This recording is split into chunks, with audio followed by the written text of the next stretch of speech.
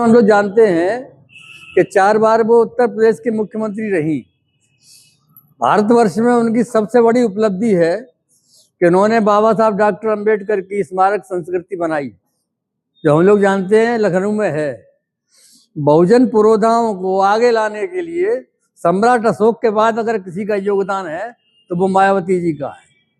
ये हमको जानना चाहिए। क्यों जानना चाहिए? हमारे जो नए नए बच्चे हैं ये जाने कि मायावती ने जो काम किया है वो कोई और दूसरा कर नहीं सकता था। ऐसी लेडीज का आज हम जो जन्मदिन मना रहे हैं ये बहुत गौरव की बात है। मायावती ने वो काम करके दिखाया इस उत्तर प्रदेश में जो संपूर्ण विश्व में जाना और माना जाता है। अभी आप प्रेरणा स्थल को आप देखिए, और ये सब जो बनाई है मायावती ने, ये बहुजन पुरोधाओं की स्मारक संस्कृति को स्थापित किया है उन्होंने।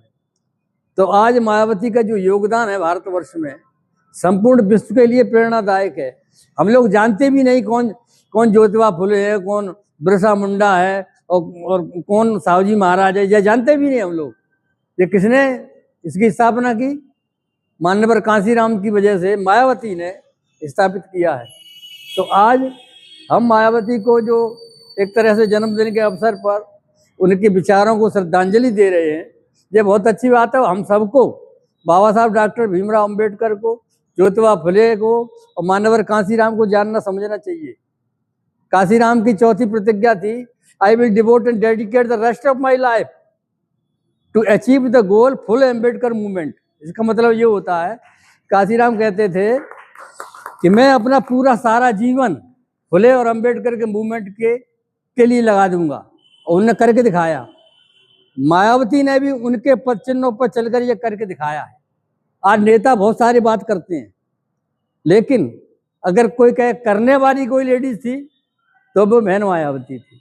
उन्होंने करके दिखाया, कहा नहीं है। आज बहुत सारे लोग क्या ही कह रहे हैं? हम लोग देखते हैं मूर्ति टूटी जाती हैं, लेकिन हम अपने घरों में उन्हीं की मूर्तियों को विराज रखते हैं। कौन? जो हमारी मूर्तियों को तोड़ते हैं, हम उन्हीं की मूर्ति घर में सजा के रखते हैं और संघर्ष करते हैं, मूर्ति कैसे टूटी, मूर्ति कैसे टूटी। अरे सबसे बड़ी बात यह है कि जो हमारी मूर्तियां तोड़ते हैं, उन संस्कृति के देवी देवताओं की मूर्ति हमारे घरों में नहीं होनी चाहिए। सबसे बड़ी बात तो ये है। इसको कहते हैं क्रांति। ये क्रांति हमारे अंदर पैदा होना चाहिए। मनुवाद हमारे अंदर खुदा ही है। तो ये सब बात ध्यान रख के आज हम मायावती के जन्मदिन के अवसर पर आपको ये संबोधित कर रहे हैं कि हम लोग इन आदर्शों को समझें, जानें और मानें। बाबा साहब को समझें और मानें, ज्योतिबा फुले को समझें, सावित्रीबाई फुले को समझें, और भगवान तथागत सम्यक संबुद्ध जिन्होंने संपूर्ण विश्व को ज्ञान की रोशनी प्रदान की, ऐसे महान आदमियों के संबंध में पढ़ें, लिखें, समझें, जानें। हमारे यहाँ कहा जाता है, यही पश्च को उपनय को पंचंतंग वो बिंजु हित। इस धर्म को देखो, परखो, समझो, जानो, तब मानो। इतनी बढ़िया आज़ादी काउ धर्म में ना है जो कि बौद्ध धर्म में दी गई है बाबा साहब के द्वारा। बाबा साहब के द्वारा मेरा कोई धर्म ना है। अब जो बुद्धिवार इतना बनाया, हमारे थे बौद्ध जी थे, क्या नाम उनका, मुन्नीलाल बौद्ध जी थे, हमारे साथी थे वो। उन्होंने बड़े प्रयास करके ये सब इसका निर्माण कराया, उनके सहयोग से इसकी नींव रखी गई। तो ऐसे आदमी को भी हमें ऐसे मौकों पर याद करना चाहिए। जय भीम, नमो बुद्ध।